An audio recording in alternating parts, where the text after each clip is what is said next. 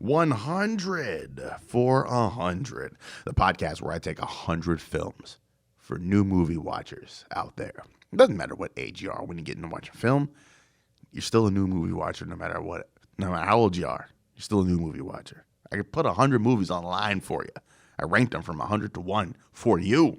Doing this all for you, not for podcast listens. I gave each one a 100-word review and a podcast. That's coming out one a day for the first 100 days of the year.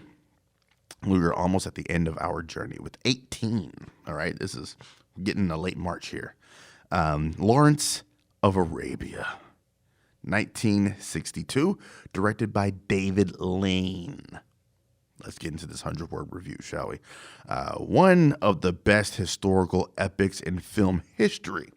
Lawrence of Arabia focuses on the life of British officer T.E. Lawrence. A grandiose, sweeping film, Peter O'Toole turns in an almost flawless performance as Lawrence in such charming manner that the time seems to melt away in its 222-minute run. Focus on Lawrence's indoctrination into the Arab community is one of the few films that respectfully handles a Caucasian male command a race not his own.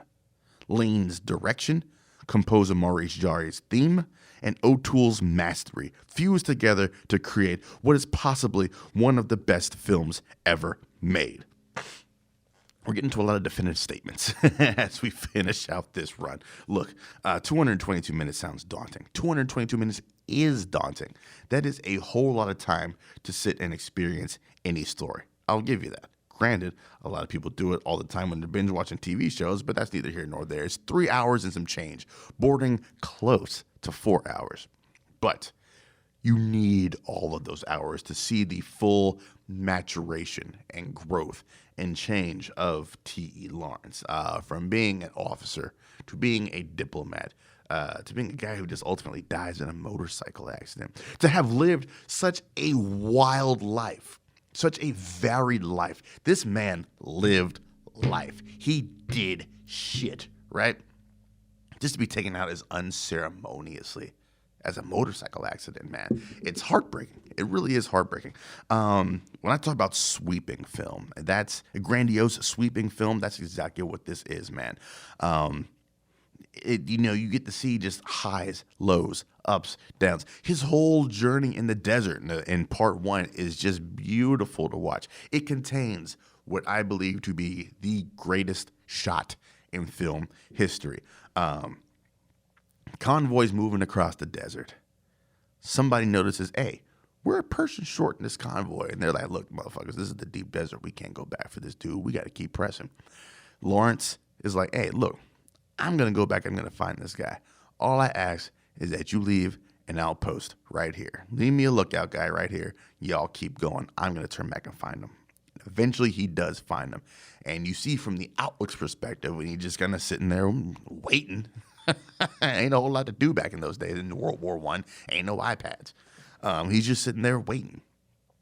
And then you see that little bit of mirage at the edge of the horizon there. And you're like, holy fuck, you found him. He's coming back. And it intercuts between that lookout's perspective and Lawrence and the dude that they lost. And you combine that with Maurice Jarre's theme right there, and it keeps cutting back. And then you get an extremely long shot of the camels going towards each other on both sides of your screen. And you see just how vast this desert is. Those camels are like tiny dots on the screen. That's how extremely long this shot is, man. This wonderful telescopic lens. And just how vast this desert is, because it takes forever for those camels to get towards each other. And in showing that, it shows just how dedicated Lawrence is to combing this vast expanse desert to find this one guy who somehow got lost in the convoy. That is a perfect shot to me. There's those two camels coming across to each other. It's beautiful. It is amazing. And that's just one of many, many great things about this movie. The theme, like I talked about, the music in this joint, it builds and it's rousing and it gets you caught up in the moment as it's happening. And then you see kind of he's raised by the Arabs, and he attacks the Turks and he harasses the Turks all over the place in this movie. I'm running out of studio time. Oh, goodness. It's time for me to go. I'm going to go ahead and cut this short at its usual 5 minutes. I got to talk about Lawrence of Arabia all day, but we will end it here. Number 18 on the list. If you've not seen Lawrence of Arabia, please do yourself a favor. Just take a good Saturday afternoon or Sunday afternoon. Just cue that joint up, sit back, and just let your afternoon go. Watch it. 18 on the list, Lawrence of Arabia.